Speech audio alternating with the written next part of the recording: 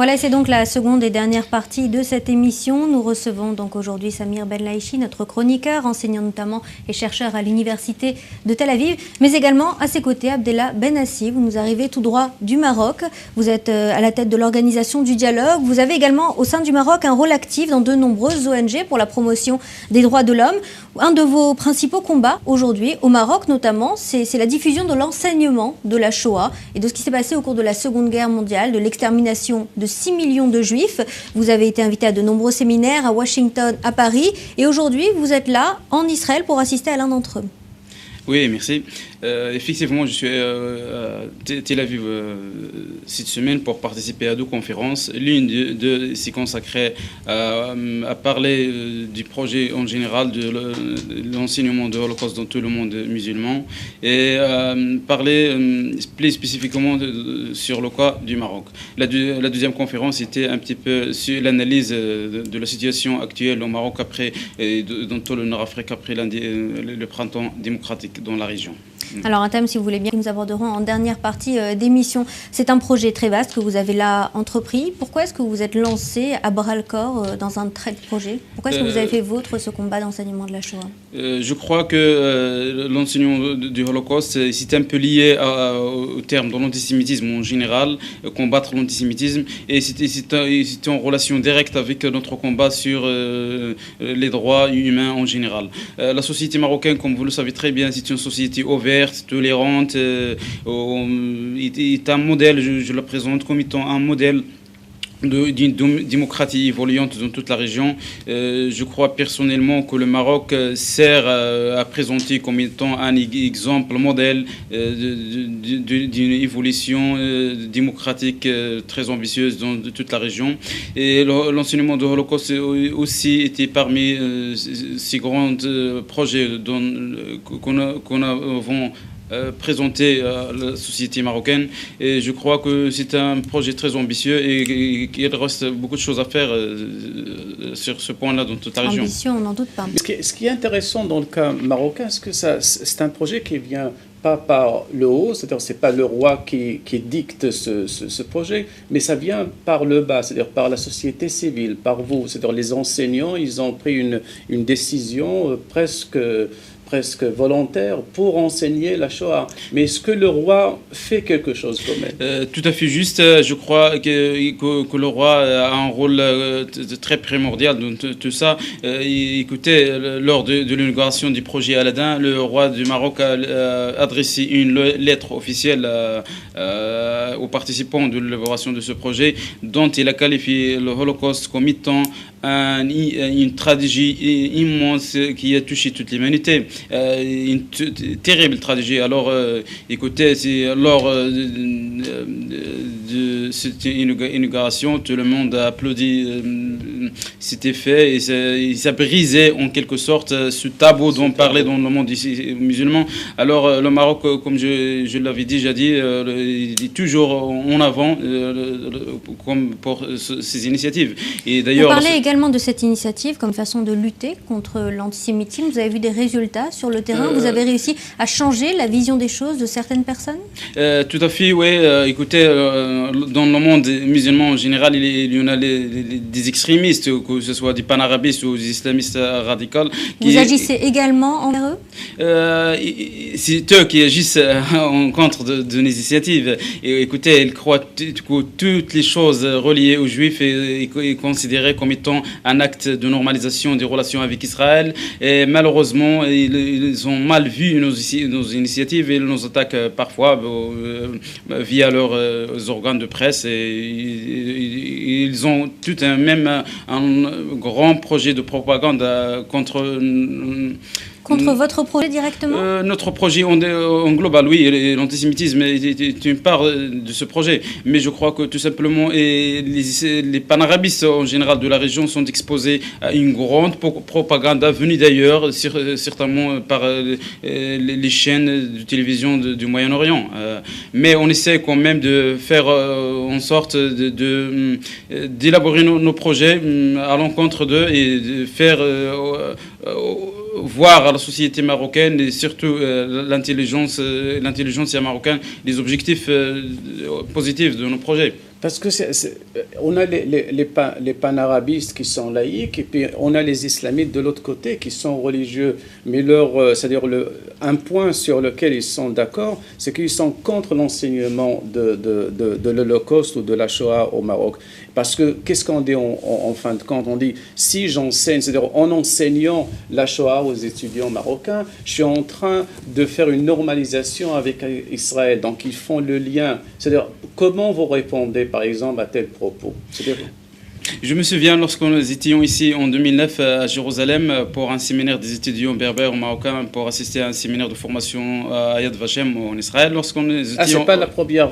Non, c'est pas la première fois en bien Israël. Sûr, oui. Mais lorsque nous sommes revenus au Maroc, ils ont fait une gamme de propagande contre nous. Ils ont dit que ce sont des collaborateurs avec les sionistes, bien sûr. Et ils ont dit même que nous étions une menace directe envers les jeunes éducateurs marocains. Alors, vu de tels propos, il y a une sorte de coalition directe entre des islamistes et des panarabistes sur ce sujet. Alors, des critiques, des contestations très vives contre votre projet, ça existe aussi au Maroc, on s'en doute.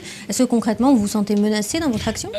Menacé, non. Ce n'est pas une bonne expression, mais disons qu'il y a toujours une confrontation directe, des attaques physiques, non, mais les médias publient toujours nos photos avec des significations qui n'est pas trop bonnes, le zioniste, le collaborateur, etc.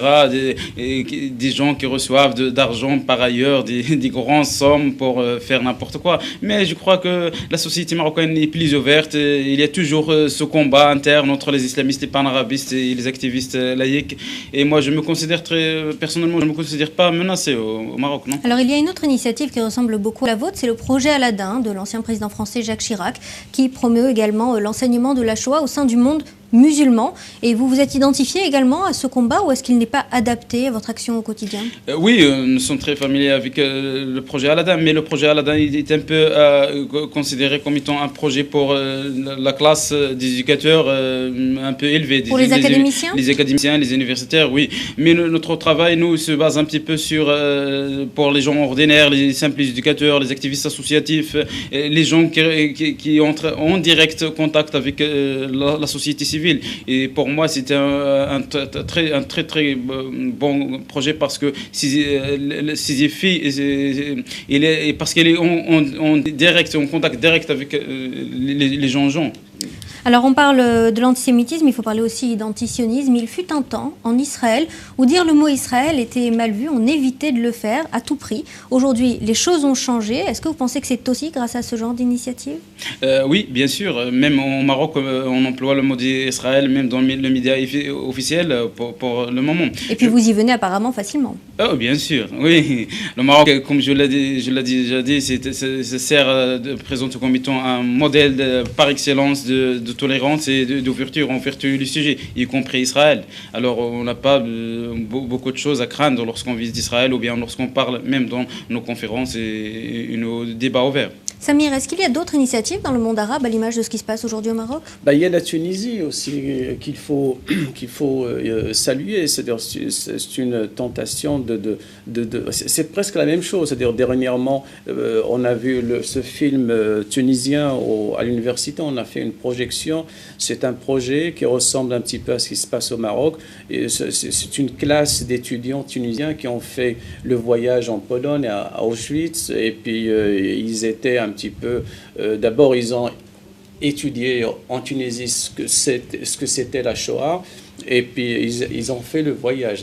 Déjà, j'aimerais bien voir des étudiants marocains. Ils ne sont pas contre, mais il faut qu'il y ait... Même des enfants, à l'image de ce qui se passe dans les écoles européennes, qui iraient dans les camps de concentration? Oui. C'est un projet envisageable, vous pensez, aujourd'hui, pour les écoles marocaines ou pas encore? Oui, pourquoi pas. Surtout, moi, je focalise un peu surtout sur les enseignants et les encadreurs pédagogiques, parce que faire un tel travail, c'est très impressionnant. Mais lorsqu'on invite surtout les chercheurs, les éducateurs, ça aide de plus à passer ce message dans toutes les écoles.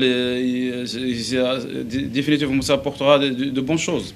Alors un mot également de ces œuvres, de ce matériel pédagogique pour enseigner la Shoah. Il y a des livres sur la Shoah qui ont été traduits en arabe, n'est-ce pas, récemment? Oui, il y a d'abord on a lancé un appel pour qu'il y ait des guides en arabe, qui parlent en arabe en Pologne. C'est-à-dire pour recevoir des touristes arabes, il faut qu'il y ait des guides en arabe. Et puis il y a des traductions en arabe. Par exemple au Maroc, dans le salon du livre, on a parlé de ça. Il y avait la traduction de Primo Levi, il y avait la traduction en arabe de